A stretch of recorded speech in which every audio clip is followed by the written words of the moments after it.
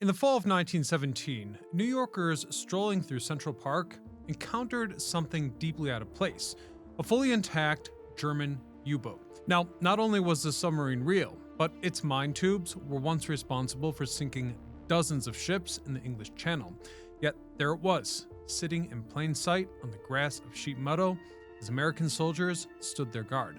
This enemy weapon hadn't arrived quietly. In fact, it was a public spectacle from the moment it appeared at the Hudson River docks, with newspaper headlines exclaiming "Captured U-boat to aid war loan," whereas others focused on the scale of the event, declaring, quote, "Thousands escort captured U-boat to Central Park." So, how did a German U-boat navigate the streets of Manhattan to end up in Central Park? Why was it left there for the public to access, and what has become of the sub since? Stay tuned to find out as we uncover the bizarre story of New York's lost German U-boat. I'm your host, Ryan Sokash, and you're watching It's History. This all started before the US entered World War I, and the conflict had already become a battle of endurance. For context, World War I didn't begin as a single clear-cut conflict. It emerged from a Europe already under strain, divided by rival alliances, militarization, and decades of unresolved political tension.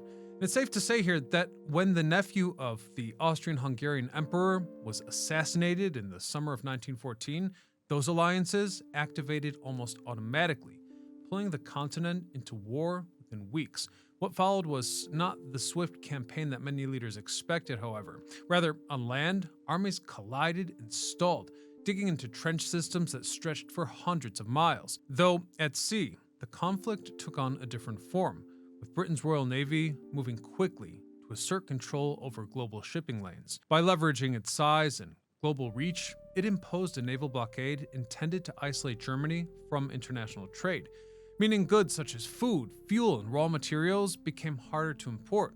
That pressure was gradual, but relentless. Now, as for Germany, they could fight the war on land pretty effectively, but at sea, they were outmatched. Meaning, by 1914, Germany faced a problem that it couldn't solve with surface fleets alone. In other words, realizing that ship for ship they couldn't compete, the planners turned to a cheaper, asymmetrical solution: submarines. Specifically, their answer came in the form of a small U-boat designed for stealth.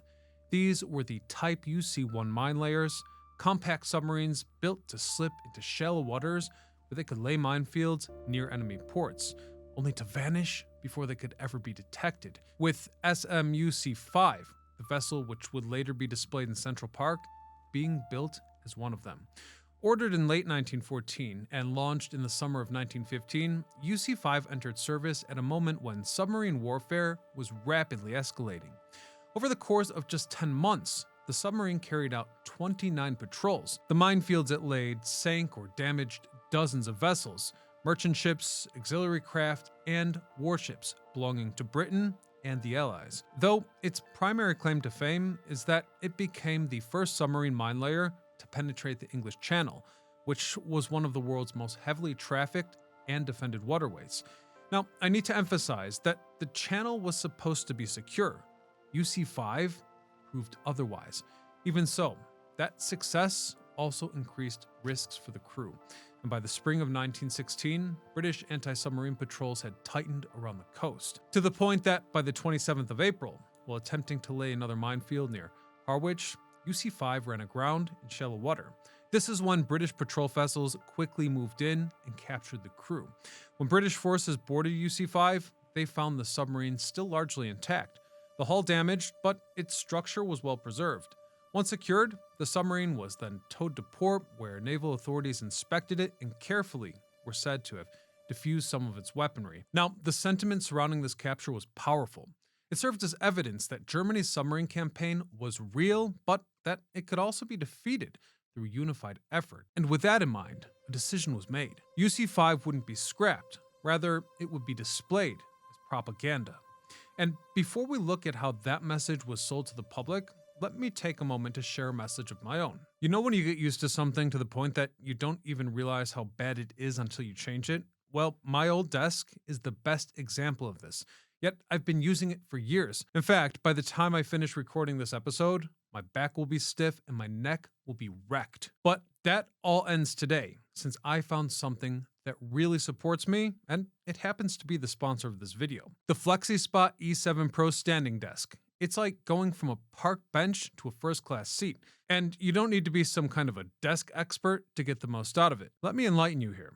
The beautiful FlexiSpot E7 Pro moves with its user, not against it. Here's how it works. With the press of a button, its dual motor system smoothly and quietly adjusts to any height between 25 inches and minus 50.6 inches, meaning you can find and save the perfect position for you.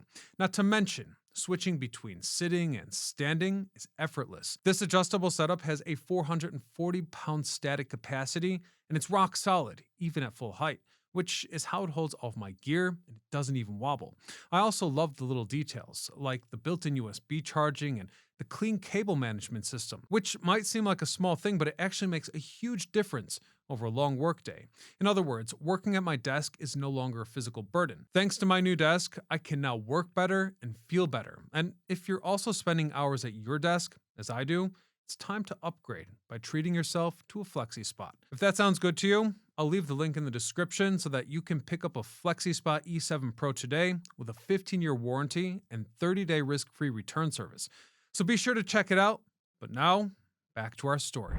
So, after the capture of UC-5, British authorities recognized the sub's symbolic value. Hence, it was put on public display along the Thames River, where civilians could see up close the kind of weapon that had been sinking so many ships. And this type of exhibit was more important than you would think, as it helped the average citizen, the taxpayer, understand the enemy's new form of warfare.